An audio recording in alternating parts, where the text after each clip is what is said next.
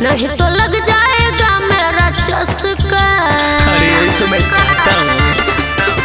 मैं हुई हूँ 16 बरस का, मेरा कमर है बाबू 36 का।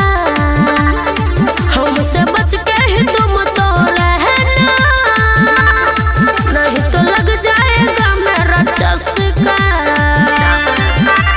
कांच कली चेहरों का, कांच कली चेहरों का, अरे कांच कली चेहरों का, सुन लो मैं तो चाहता हूँ। अच्छा, अरे महाराजी का बेटा हूँ।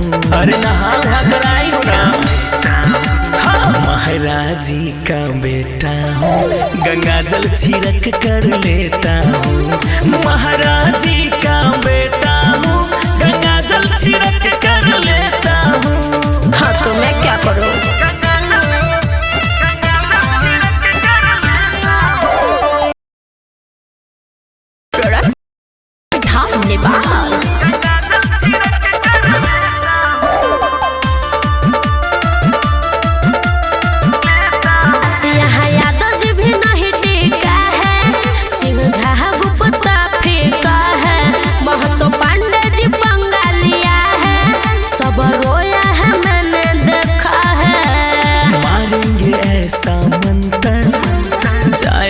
जैसे अंदर अच्छा, लड़ेगा जैसे गाड़ी। क्या कहोगी मैं हूँ खिलाड़ी, कहोगी मैं हूँ खिलाड़ी।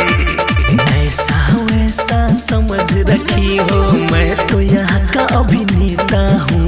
तो मैं क्या करूँ? अरे महाराजी का बेटा हूँ, समझ गया? बोलो। महाराजी का बेटा हूँ, गंगा जल छिड़क कर लेता हूँ। अच्छा, महाराजी का बेटा हूँ, गंगा जल छिड़क कर लेता हूँ। अरे चलो जाओ इधर से।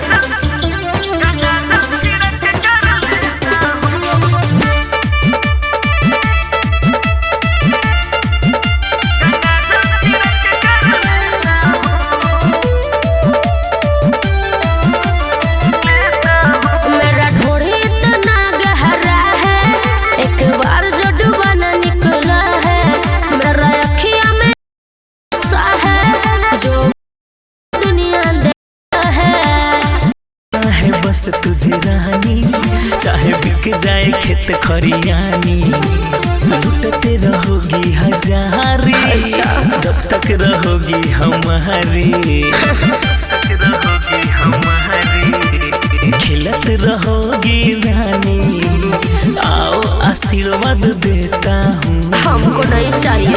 अरे महाराजी का बेटा हूँ। क्या बोलो? अरे इधर आओ ना। हाँ महाराजी का बेटा हूँ, गंगा जल छिड़क कर लेता हूँ।